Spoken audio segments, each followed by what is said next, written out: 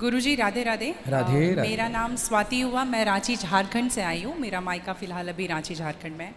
मेरा 4-5 सवाल है, इसलिए मैं फ़ोन लेकर करके खड़ी हुई हूँ। मेरा पहला सवाल ये है गुरुजी की मम्मी जैसे जितिया करती है, हम लोग 3 भाई बहन हैं, 2 बहनें हैं 1 भाई, और मेरे घर में एक छोटा सा कुत्ता भी है। तो वो गुरुजी भाई बहन के समान ही है, समझ लीजिए। मतलब मम्मी हम लोगों के कंपैरिजन में उसको ज़्यादा प्यार करती है। मोस्ट ऑफ द टाइम उसके पीछे ही मम्मी का जाता है। तो जब मम्मी जितिया करती है तो कहते हैं सबको पहनाती हो वो बद्दी जितिया वाला, तो क्या हम उसको भी पहना सकते हैं? क्या पहनाती है? वो जितिया जो पहनते हैं ना, अभी जितिया वाला जो पर्व था कुछ दिन पहले। हाँ हाँ, या देखो नहीं पहनाना चाहिए? ये क्या होता है, पहले ये समझाओ, हम अभी समझे नहीं क्या होता है। भाषा मिसमैच हो रही है। मैं बताती हूँ। जैसे पति के लिए तीज किया जाता है, करवा चौथ किया जाता है, ठीक उसी प्रकार से बच्चों के लिए जितिया का पर्व किया जाता है। हमारे यहाँ उसे संतान सप्तमी कहते हैं शायद, मुझे इसका ज्ञान नहीं है। हाँ हाँ, हमारे यहाँ उसको संतान सप्तमी बोलते हैं। ठीक जी, ठीक है, ठीक है। देखो, बच्चों के साथ बच्चों का व्यवहार करो, जीव मात्र से प्रेम करना बुरा नहीं है।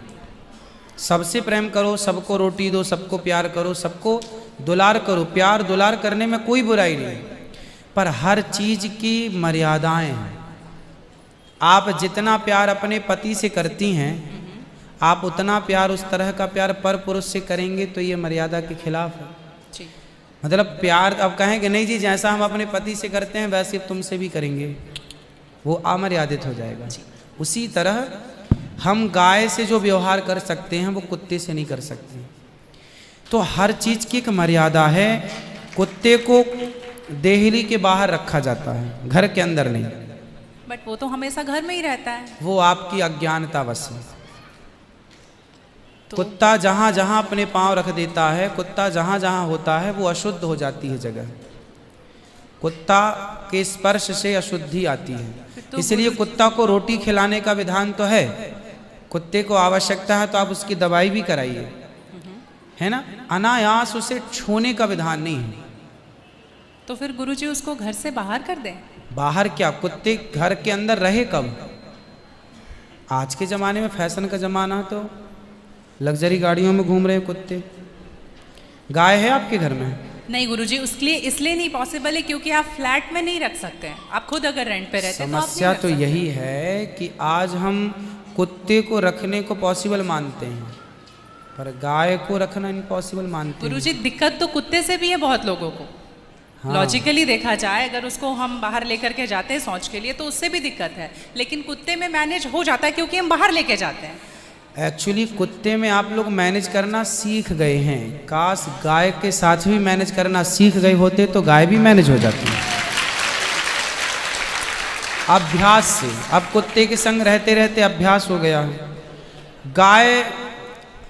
गाय भी ना, छोटी सी गाय आती है जो हिमालय तरफ की गाय है ना, वो बहुत छोटी सी होती है।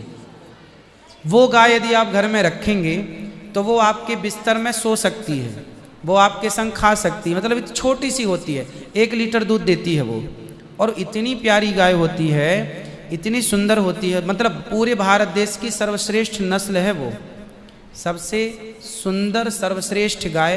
वो गाय सिर्फ कम दूध देती है। मतलब अपनी गौशाला में जितने छोटे छोटे बछड़े हैं ना, छोटे छोटे, मतलब सामान्य गैया का जो बछड़ा 1 महीने में होता है ना, उतनी बड़ी तो वो पूरी गाय होती है।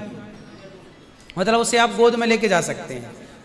वो बच्चे की माँ बन गई है, लेकिन उस गाय को आप अपनी गोद में ले सकते हैं, वो भी गाय होती है। तो कुत्ते वालों को उस गाय के साथ मैनेज कर लेना चाहिए। अच्छा, मतलब उस हाइट, मतलब उस गाय की हाइट की ग्रोथ नहीं है, वो गाय की हाइट, वो गाय बहुत छोटी सी होती है, इतनी सी होती है कि आप उसे गोद में ले सकते हैं। आप उसे गोद में लेके पूरे घर में घूम सकते हैं। मतलब इतनी छोटी गाय होती है वो। देखो, भगवान को पता था कलयुग में ऐसा होगा, इसलिए ऑप्शन दे रखा है। आप कुत्ते को गोद में लेके घूमते हैं, पर भगवान ने ऑप्शन दे रखा था, हम लोगों का ध्यान उस तरफ गया नहीं। सही बात। गुरुजी, मेरा दूसरा सवाल ये है कि ये सवाल बेसिकली मेरी बहन के घर वालों का है।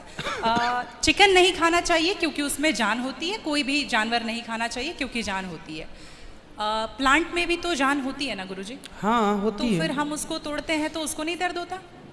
ऐसा उनके घर वालों का सवाल है, मेरे माध्यम से। नहीं, आप ठीक कह रहे हैं। देखो, आप ना गेहूं को चबा जाइए जी, चने को चबा जाइए, दालों को चबा जाइए, तो वो रोती नहीं है, चीखती नहीं है, उसमें रक्त नहीं होता, हड्डी नहीं होती, मांस नहीं होता, वो चीखती नहीं है, चिल्लाती नहीं है ना। पर आप मुर्गी को मारिए तो वो चीखेगी, चिल्लाएगी, भागेगी, खून है, हड्डी है, मांस है ना। एक्चुअली सिद्धांत है ना। देखो, इतने सारे मर्द हैं, लेकिन इतने सारे मर्दों में एक मर्द ऐसा है जो आपका हाथ पकड़ के रह सकता है, आपका हाथ पकड़ के घूम सकता है, कोई कुछ नहीं बोल सकता, क्योंकि वो आपका पति है ना। समाज ने आपको इजाजत दे दी, आपकी मांग भर गई, मंगलसूत्र आ गया, अब समाज ने स्वीकार कर लिया कि ये मर्द, ये पुरुष अब आपका पति है। अब आपको दूसरे पुरुषों के साथ देखा गया तो आप अच्छे नहीं माने जाएंगे। तो जैसे समाज ने एक पुरुष के संग, एक स्त्री के संग इजाजत दे दी, शास्त्र ने इजाजत दे दी कि आप इसके साथ रह सकते, ये लीगल है, उसी तरह आपको गेहूं, चावल, अंकुरित अनाज चीजें, दाल, चावल, सब्जी, रोटी खाना लीगल, वेद ने आज्ञा दे दी, ये खा सकते हैं। मांस के लिए आज्ञा नहीं दी। पतिव्रता नारी पराये मर्द के संग, पराये पुरुष के संग घूमेगी तो समाज उसे ठीक नहीं कहेगी। उसी तरह हमें शास्त्र आज्ञा करते हैं कि हमारे ठाकुर जी, हमारे राम फल खाते हैं, हमारे राम फल खाते हैं, दाल, चावल, साग, सब्जी, बादाम, काजू ये खाते हैं। तो हमारे राम, हमारे कृष्ण खाए, मतलब वेद ने आज्ञा दे दी कि आप ये खा सकते हैं, ये खाने का पदार्थ है।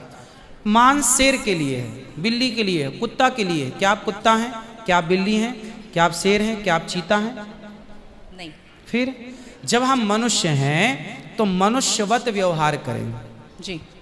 हम वो ना खाएं जो हमारे लिए नहीं है। अब मांस खाने वाले जानवर ना, आप गौर से देखिएगा, मांस खाने वाले जितने जानवर होते हैं, कुत्ता, बिल्ली, चीता, शेर, सब जीभ से चाट चाट के पानी पीते हैं जी। आपने कुत्ते को पानी पीते देखा हो? जीभ से पीते। लेकिन आप कैसे पानी पीते हैं? होंठों से पीते हैं, मुंह से पीते हैं। गाय कैसे पानी पीती है? मुंह से, जैसे हम लोग पीते। कुत्ता चाट के, बिल्ली चाट के। मतलब शाकाहारी जानवर और मांसाहारी जानवर दोनों ईश्वर ने बनाए हैं। गाय को आप मांस परोसिए, नहीं खाएगी, वो बकरी को मांस परोसिए नहीं खाएगी, भैंस को मांस परोसिए नहीं खाएगी। जब जानवर जानवर होके अपने धर्म में अड़े हैं तो हम इंसान क्यों अपना धर्म छोड़ रहे हैं? अब जो मांसाहारी जानवर होते हैं उनको आप ध्यान से देखना, उनके पांव में नाखून होते हैं, जबकि शाकाहारी जानवर के खुर पाए जाते हैं। जैसे गाय का खुर होता है, बकरी का खुर होता है, भैंस का खुर होता है, जबकि चीता का, शेर का, कुत्ते का, बिल्ली का। अब आप देखिए कि आपके ईश्वर ने पैर बनाए हैं ना तरीके से, आप मुंह से पानी पी, मतलब आपके लक्षण शाकाहार से मैच कर रहे हैं, है ना। बिल्ली के, कुत्ते के यहाँ कैनाइन दांत बड़े बड़े होते हैं मांस फाड़ने के लिए, आपके नहीं है। मतलब आप ईश्वर की तरफ से शाकाहार। और अब मैं नहीं कहता, आप मेडिकल साइंस का अध्ययन करके देखिएगा, साइंटिस्ट लोग अब सिद्ध, अभी मैं इंग्लैंड गया था, वहाँ मुझे बताया कि जो अंग्रेज लोग इनके बाप दादी जो मांस खाते चले आए हैं, अब कुछ अंग्रेज लोग इतने जागरूक हो गए हैं कि अब वो मांस नहीं खाते। वो कहते हैं कि अब इसको खाने से बीमारियां बढ़ रही हैं, लोग परेशान हो रहे हैं। पहले के लोग जंगल में कंदमूल फल खाते थे, ये अब खाने लग गए हैं, सुअर खा रहे हैं, कुत्ता खा रहे हैं। अब बहुत सारे लोग शाकाहार की तरह जो जागरूक हैं बढ़ रहे हैं। तो आप और हम तो पहले से जागरूक हैं, तो हम क्यों अपने आप को मांसाहार की तरफ ले जाएं? क्यों किसी की हड्डी चबाएं? बताइए, हमारे यहाँ मुर्दे को छूने से लोग नहाते हैं, कितनी दुर्गंध है। अब देखो, आप गेहूं, आप पालक काटो, गोभी काटो, है ना, मूली काटो, गाजर काटो, दाल पकाओ, कोई दुर्गंध आती है आपकी रसोई में? नहीं। लेकिन आप मुर्गी पकाओ, मुर्गी काटो, बिल्कुल वो बदबू से भर जाएगा। जी। मतलब आपकी नाक भी आपको गवाह देने लग जाएगी, भाई बस कर, है ना। तो शरीर एक्सेप्ट नहीं करता, आप जबरदस्ती खिला रहे।